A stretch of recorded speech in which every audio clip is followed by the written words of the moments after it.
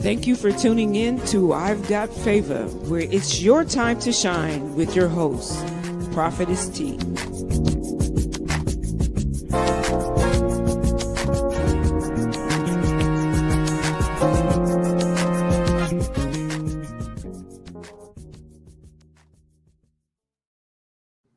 Hey everybody, good morning, good evening, good afternoon, wherever you are on God's green earth. I want to thank you guys for tuning in once again to I've Got Favor, where it is your time to shine with me, your host, T. Freeman. Guys, excuse me, I'm a little under the weather, so I sound really horrible. But y'all hang in there with me. I got a wonderful guest, somebody that I adore, I admire, I look up to, or maybe down to, however you want to see that. That's a little punt. But anyways, let me get serious for a moment. We know that September is recognized as the month of suicide prevention. And one of the things that I've been trying to do is share with you guys, some experiences with people who have had battles, with some mental illness issues, or maybe some bouts of depression or even suicidal thoughts, and how they're dealing with those emotions that may be kicking in, or, sometimes life be lifing and it be getting the best of us.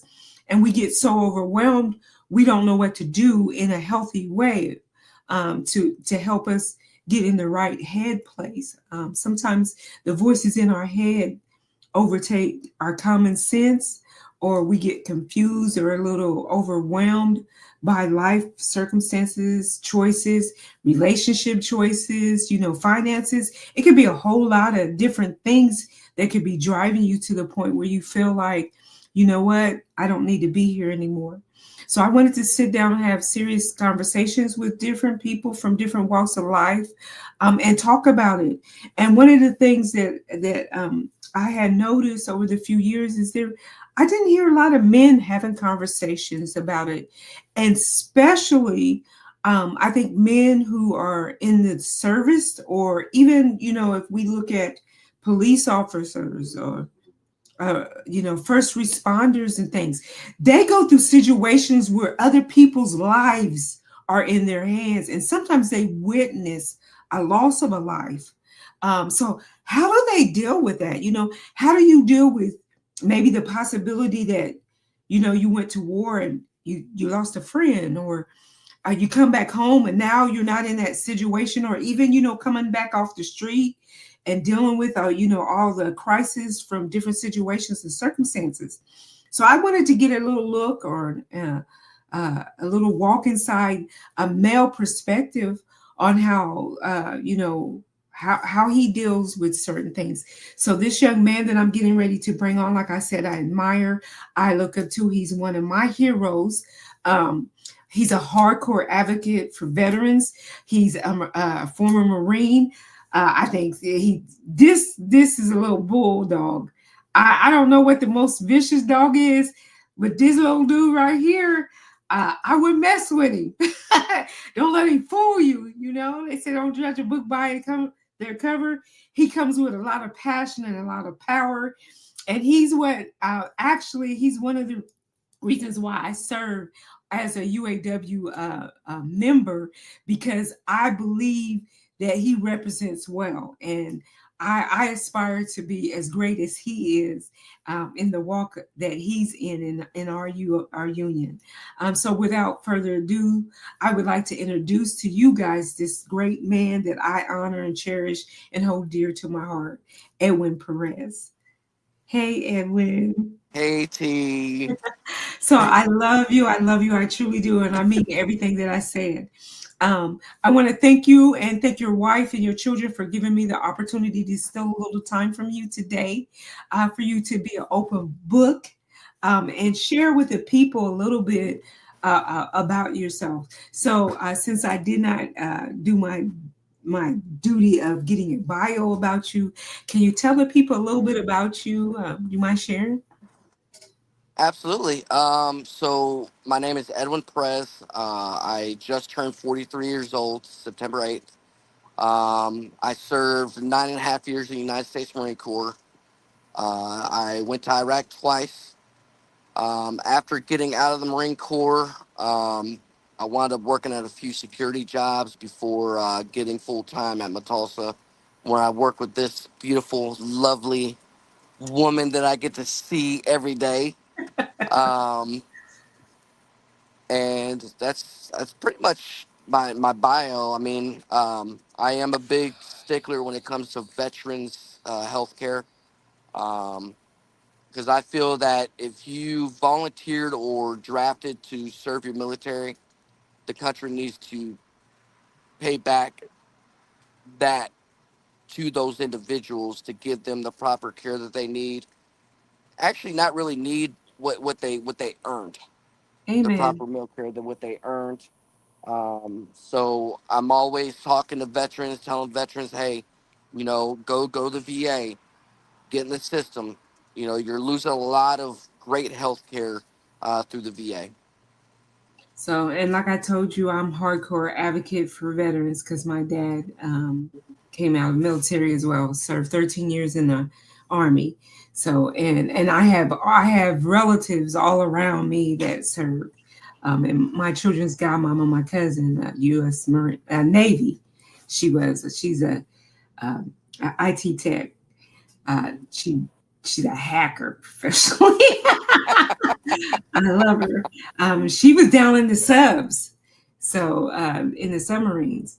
So I just wanted to kind of, if you don't mind being a little transparent Mhm. about some of your experiences, I wanted to talk to you specifically in the area of how is it coming back? Because I mean, you said Yeah.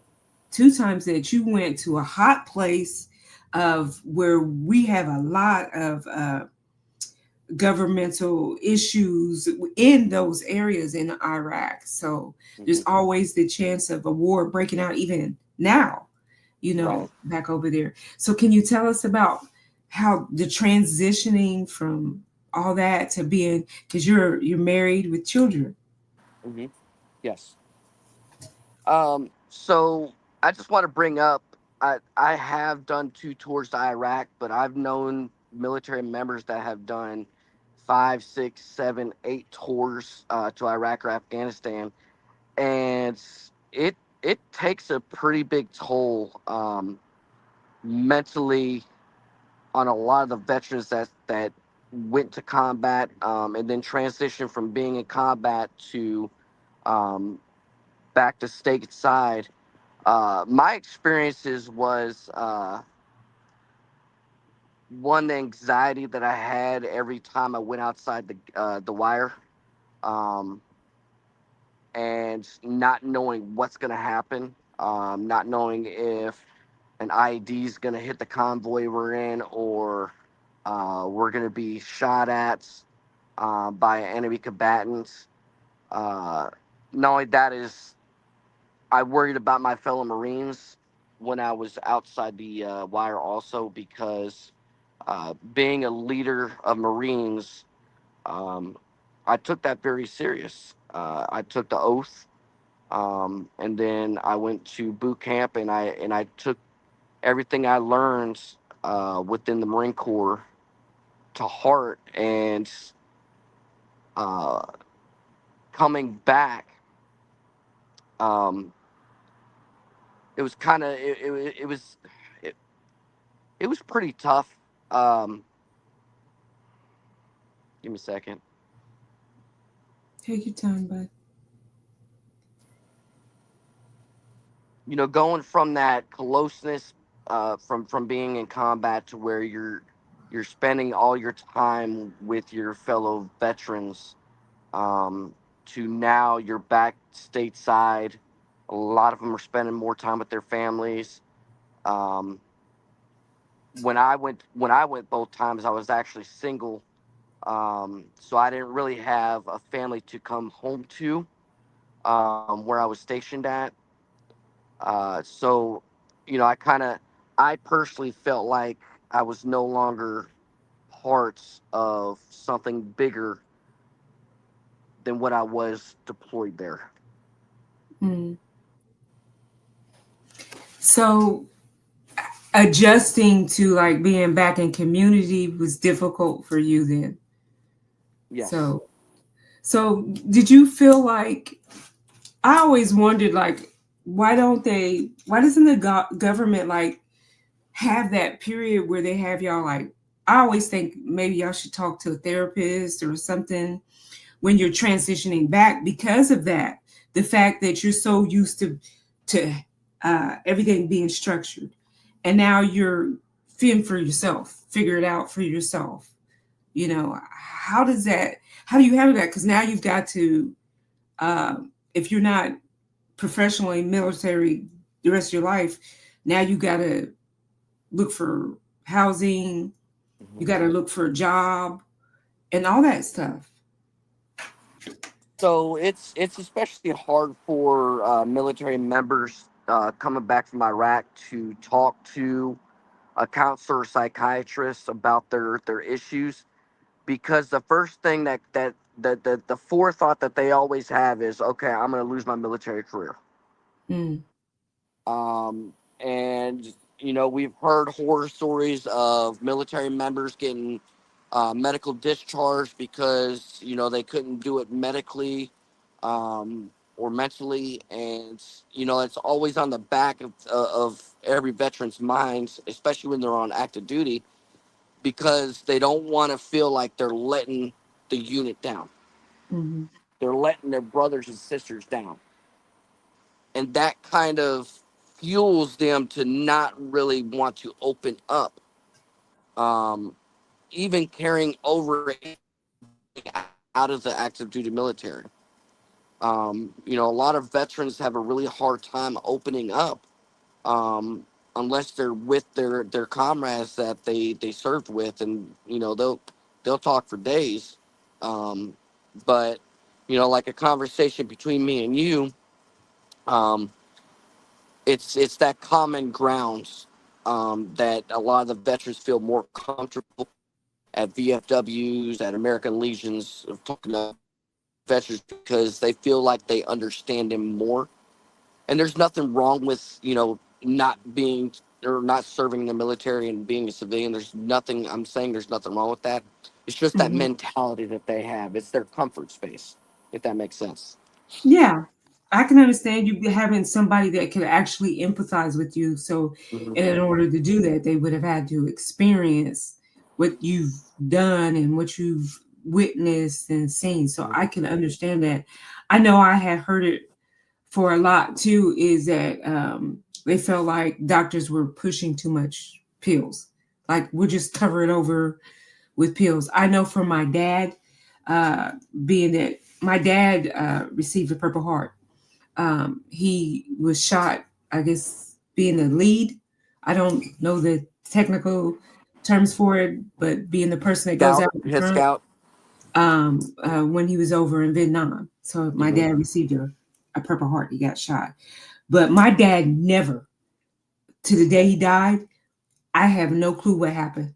He never, ever talked about Hmm. his military experience.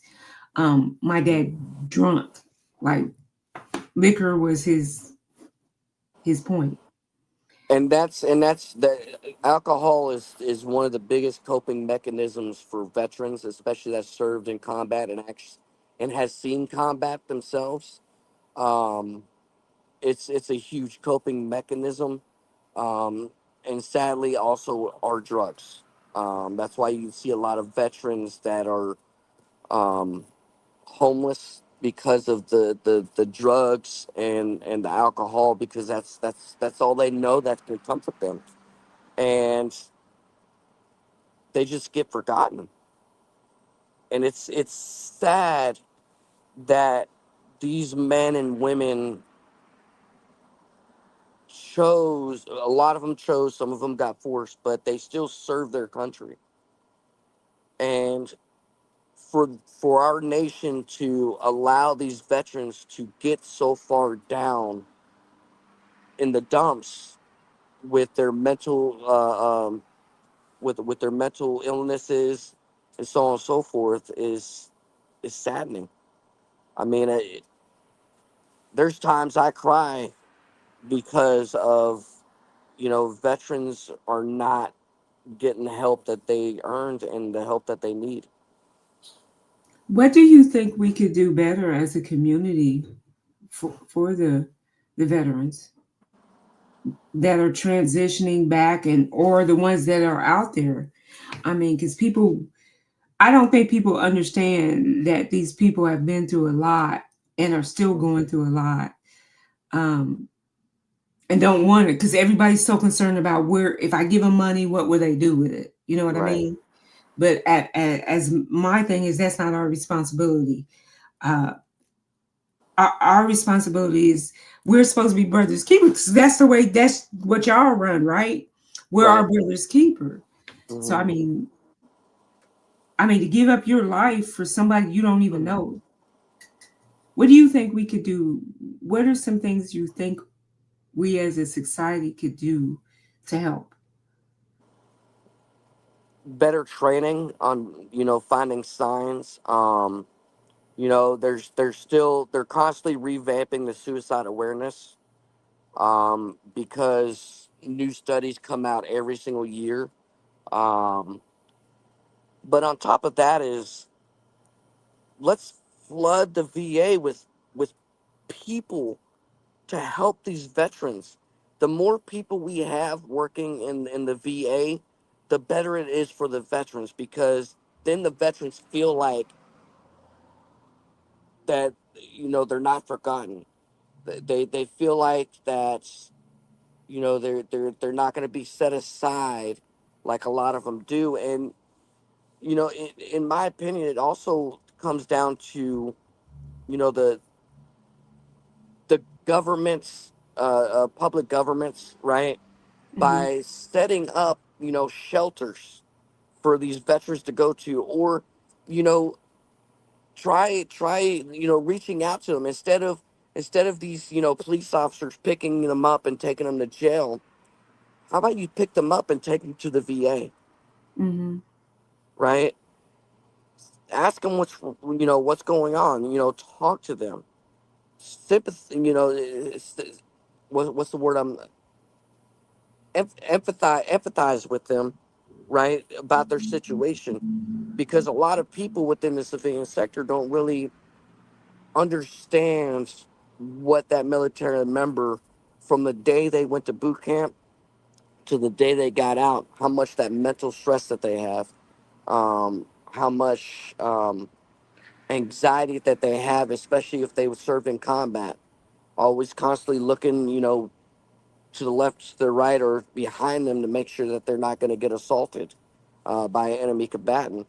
But I think that all government facilities should have the proper training to help take care of veterans. But I think it should be there should be more outreaches for veterans to go to, especially homeless veterans. That's awesome, and I believe that too. And I know that that's one of the things my one of my relatives actually works in VA. Hmm. She was able to finally get that's her dream job, she said. So, but she's like, T, we are so overwhelmed because, Hmm. with all the cuts and everything that has Yep. happened, now there's less people there. And so the waiting list to get seen Hmm. is terrible too. Yep. And some of them, they're at their wits' end and you're getting put off. There was a guy when we were down in Florida.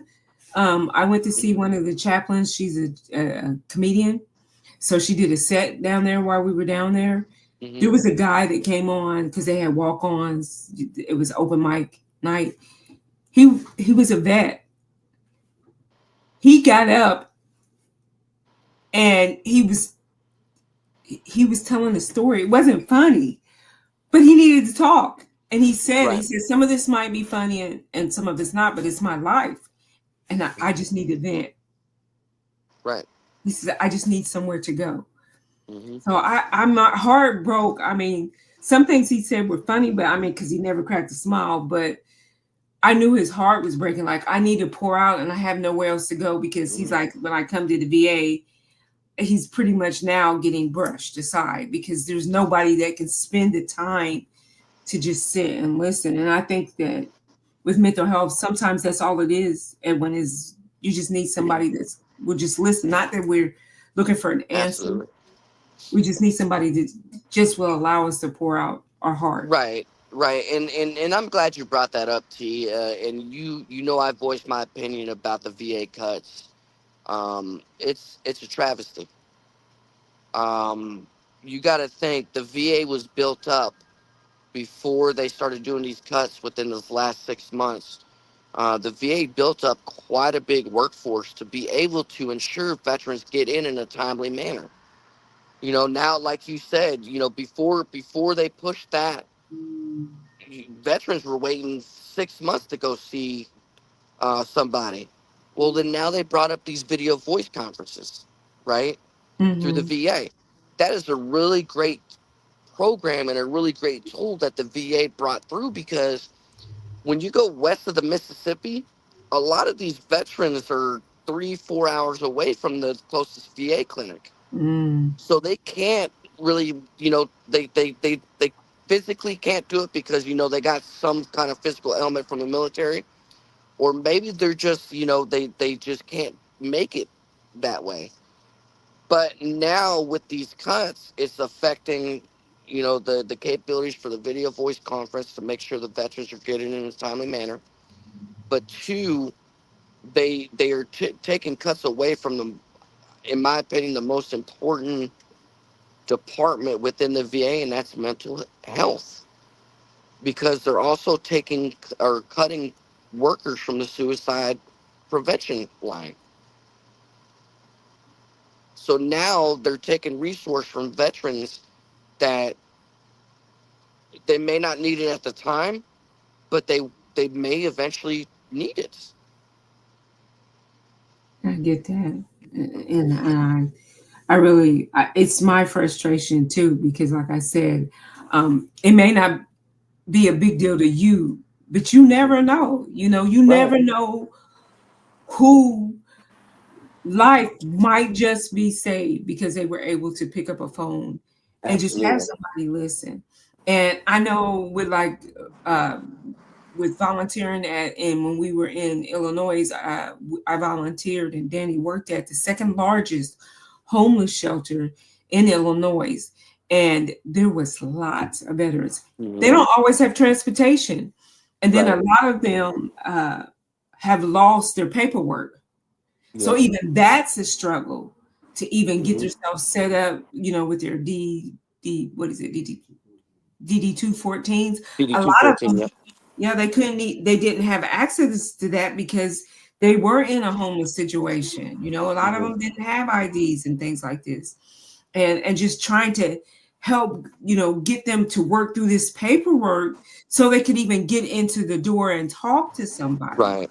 which is frustrating. So I think people need to understand not everybody you see is not trying to get, they're not looking for necessarily a handout, but a hand up. Hmm. Like they need people to help them. So we Exactly. need these programs so that we can assist and help them get their lives together. Exactly. So Exactly. And uh, and I'm glad you brought that up, because as I stated earlier, the VA is right now, it's still the forefront of mental health awareness. A lot of other medical uh, facilities or corporations come to the VA to get that training on that. Um, I just feel as a nation, there's still a lot of people that don't understand, and that's the first line of defense, right?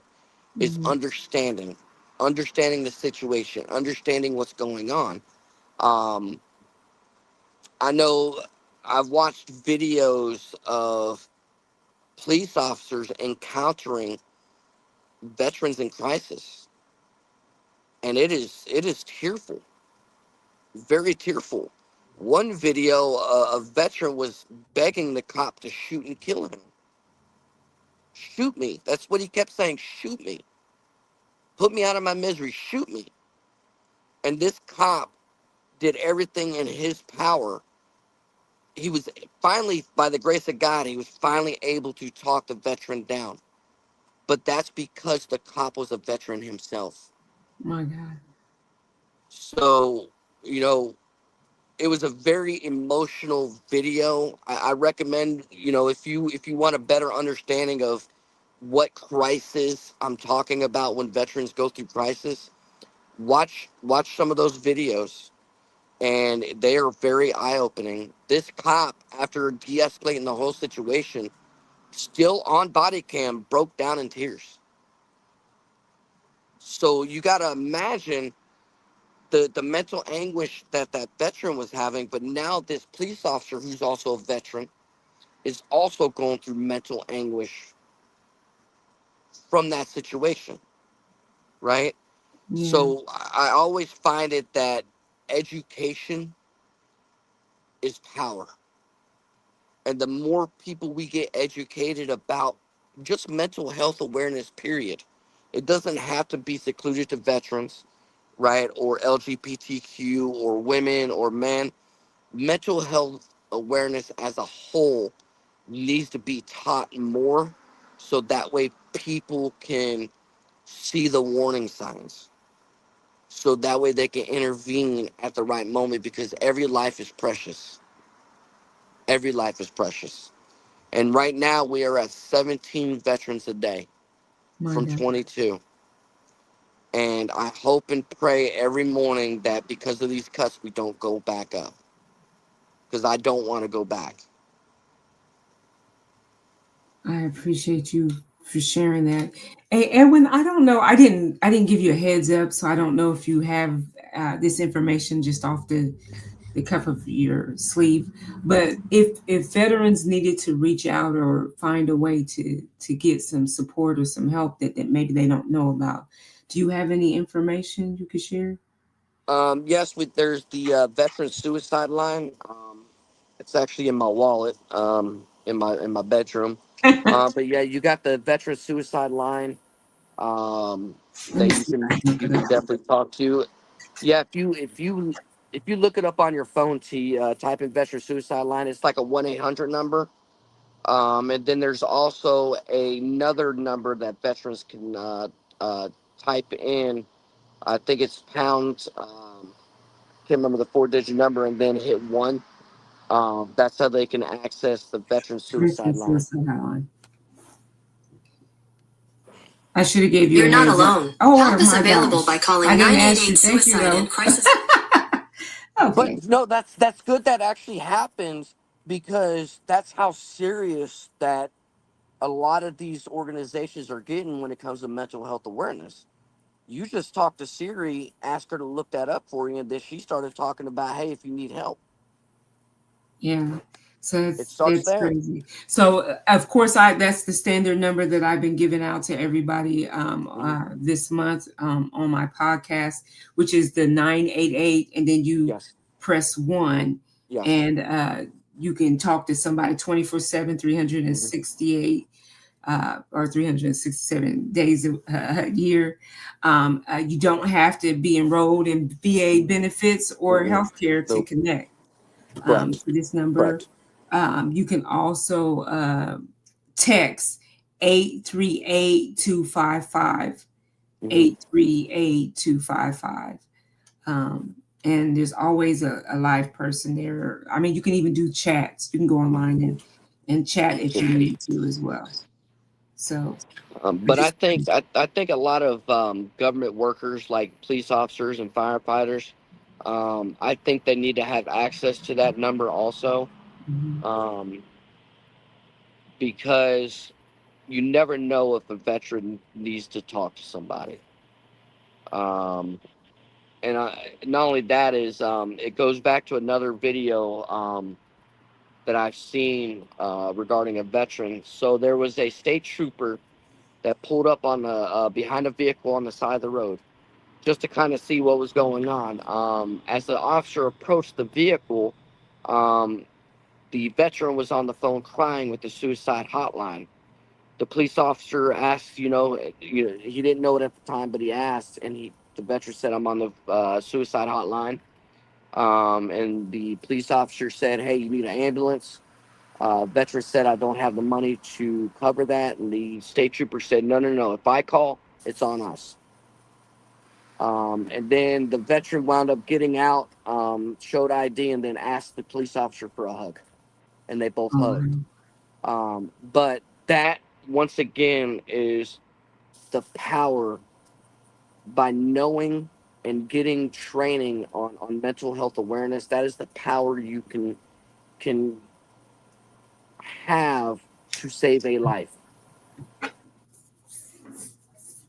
Amen. Hey, I also want to give another number out for any of the homeless veterans that may be listening, or if you know somebody or you've seen a veteran that maybe you talk with or allows you to talk with them, and they're struggling and they're in a homeless situation. Another number they can reach out for help, and this is targeted towards homeless veterans, is 877 for aid AID vet, 877 for aid uh, vet, and it's 877-424-3838, 877-424-3838. And that's specifically for anybody that you come alongside that may be a homeless veteran, for them to get some type of assistance. And like I'm a real passionate too about mental health. That's my ministry. So, and I think it's imperative. I mean, one of the things that I'm trying to uh, pass along, even in the church community, is that we need to learn those signs. Everything don't have to be religious. Sometimes it is uh, getting the right medication, lack of sleep, lack of right, nutrition and vitamin deficiencies and things like that. But first of all, we got to be able to, like you said, be educated so that we can be aware of the signs and we can lead them to the right, place to go. So Absolutely. I'm with you. I think more community involvement and programs, definitely putting bodies back in the VA, because we have a lot of military. And now, even everything that's going on, they're being utilized in different aspects. That still Mhm. has to be stressful, because now, Absolutely. not even overseas, but now here, right here in the United States, they're going through, trials and tribulations and things, unforeseen to them. So I appreciate, Edwin, you being willing to talk as a veteran, but not even from the aspect as a veteran, but a male that was willing to even admit, sometimes I struggle. Can I ask, just to get on that topic of just you as an individual, a male, from a male perspective, um, how do you, when you're having moments like that, have you talked to your wife where she can understand maybe how to handle you if she sees Yes. you in a moment of vulnerability or weakness or what have you? Absolutely, and it starts also T with being able to open up myself. Because my wife's not a mind reader, right? She don't know what's going on with me if I don't open up myself. But then again, you know, being a man, it's a little bit harder for a man to open up with their emotions, um, and that's based on what I like to call the machismo effect. I'm a man. I don't get emotional. I don't cry. I don't do this. Um, well, I can say this right now. Real men do cry because I have cried multiple times before. My sister right here has seen me cry multiple Yes, times sir, I before. have. Um, but lost my train of thought. Just being able to talk to your wife about when you're Yeah, having fun. you're right. So yes, I have been able, and I've also been talking to my counselor and my psychiatrist about, ways to help me open up emotionally, because for so long, I'd let it build up, build up, build up, build up, and then all of a sudden I'd crash. Um, and in those times of crashes, that's when my severe depression, really hit me hard, where I'm missing time from work, um, where I'm not talking to anybody, to include my wife. Bursting out in anger fits. I'm having, thoughts that me as a person shouldn't be having, regarding, what if I did pull the vehicle over on the side of the road and go into the ditch? Would anybody miss me? Or what if I don't wake up in the morning? Would anybody care if I'm gone? And those are tough. Those are very tough thoughts. And as you know, within the past year and a half, I've been having my trials and tribulations myself, with the loss of my mother, um, with the loss of my best friends, and then the loss of my older half brother, all pretty much within a year. Mm. Um, and that was very tough emotionally on me. One, I lost my confidant, my mom, my first love, that I can talk to and open up, and she can understand, because, a mother always knows. A mother always knows that there's something wrong with their child. A mother always knows how to uplift their children when they're in a time of need. So by losing her, that really hit me hard. Um, Now my wife's my confidant. She's the one I go to when I'm having trouble. She's the one I go to when I need a hug, or I just need to just listen to her talk. She's my grounding wire, and I love her more and more every single day because of that. That's awesome. And you give her a hats off for me, will you? Because I if good will. with you, woo wee. No, I'm just kidding. But just kidding. But I'm glad. Do you feel like it makes you any less of a man because you would go to therapy and have a counselor? Nope.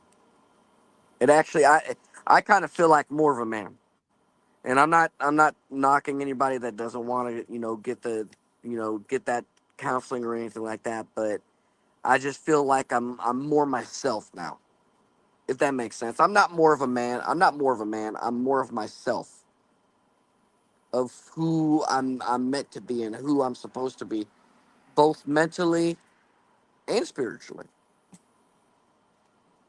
So that's good. And I wish men would wrap their mind around that. And even, like I'm always advocating this in the church. You can have God and a therapist or psychiatrist. You can have God and be on medication. There are Hmm. people who have mental illness but still love God. May Right. hear all these voices in their head, might act a little crazy, may seem a little high wired. God doesn't love them any less. He still Exactly. loves them. They're still his creation. Hmm. And God still can utilize that person even in the situations they're in. But Absolutely. sometimes I believe God puts people in positions to assist you along your walk, to Hmm. get you back on, like you said, your right path. It's one of the things I try to encourage, Hmm. even in our job, because right now finances are being affected. We're being, cutbacks, tariffs, Yeah. and all that stuff. All Hmm. that stuff has affected us in Absolutely. our plant. So a lot of people are under a lot of duress because now what do? We're used to having that extra. We Yep. wanted time off, but now we're missing the finances. Right. And People are worried. Am I going to be able to go to work, yeah, my job gonna be Wednesday, here. because I don't have money for gas, Right. or, um, oh no, I don't have enough money to pay for my rent this month. Yeah. That's a lot of stress. Yeah. That's a lot of anxiety, and that's a lot of pressure for not just one person, but even a couple.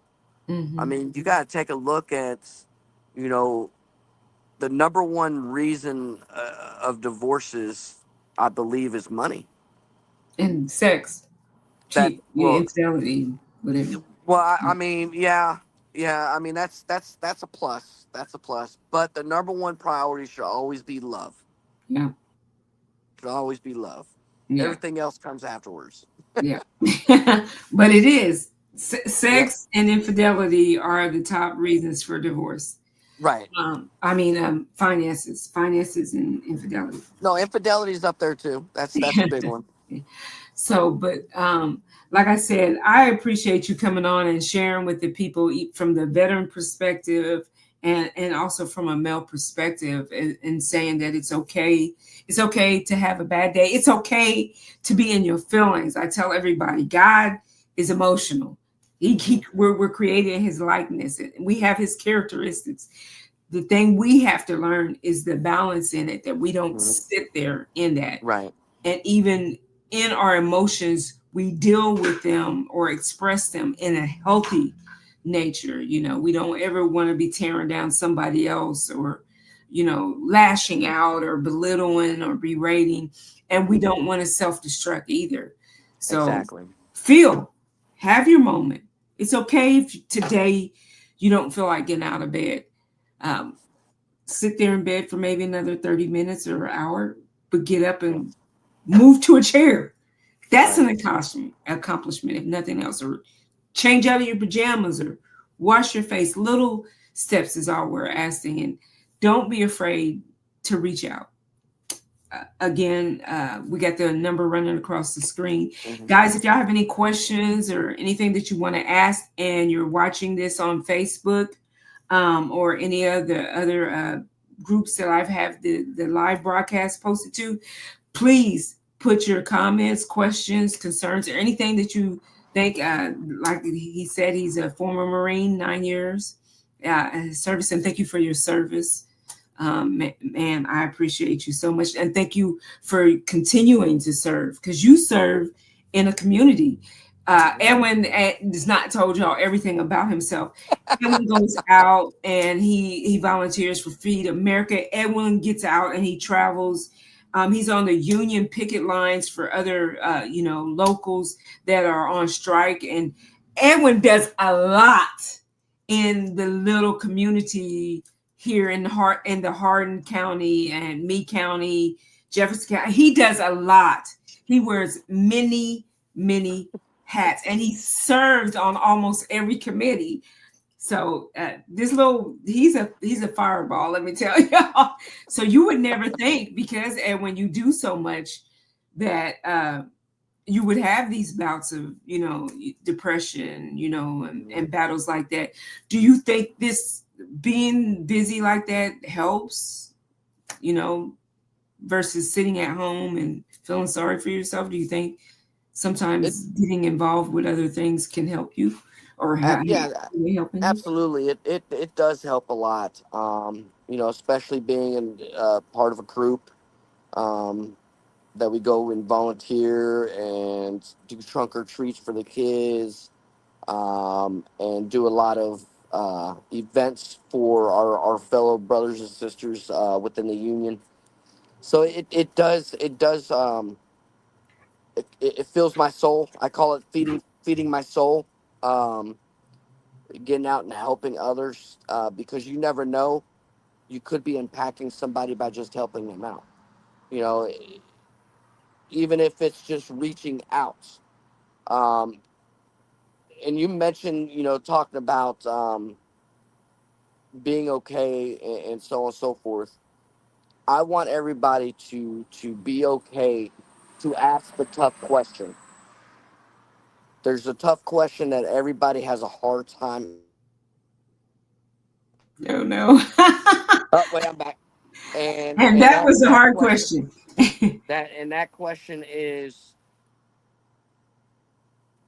are you thinking about harming yourself? Are you thinking about committing suicide? That is a very hard question that a lot of people have a hard time asking. That's And so I true. and I would like everybody to ask the question if they need to. Don't be scared to do it. Yeah, and then even following up the next one, do you have a plan? If you Absolutely. if you notice anybody pulling away, starting to give their stuff away, going off to themselves, don't don't think you're putting the ideal in their head. It's there if it's there, and Right. even if it isn't there, you're not planning it there. So don't try to own that. But it needs to be asked, because you can deter them. if they think somebody cares. So Absolutely.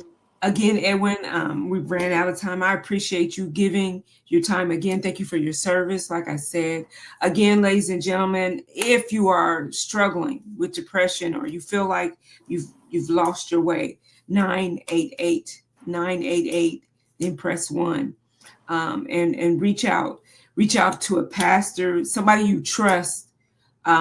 If you don't feel comfortable talking to somebody that's close to you, again, the 988 number, call. They're available all year long at 24/7. You don't have to wait to be spoke to. You don't have to worry about insurance, none of that stuff. If you just need somebody to listen to, please don't hesitate to reach out to somebody. Again, Edwin, thank you for your time, and Thank I you for appreciate having me, you. T. And I'm probably going to steal you and bring you back, for November, like I said. I'm good with that. All right. So, guys, thank you again for tuning in to I've Got Favor, where it is your time to shine. And let me let you know this: God loves you. He's concerned and he cares about you. He hasn't left you nor forsaken you, no matter what the situation is. There is not a place that is too far down or too dark that God can't reach down and grab you from it. Trusting. And Amen. you guys be blessed. And we'll see you soon. Later.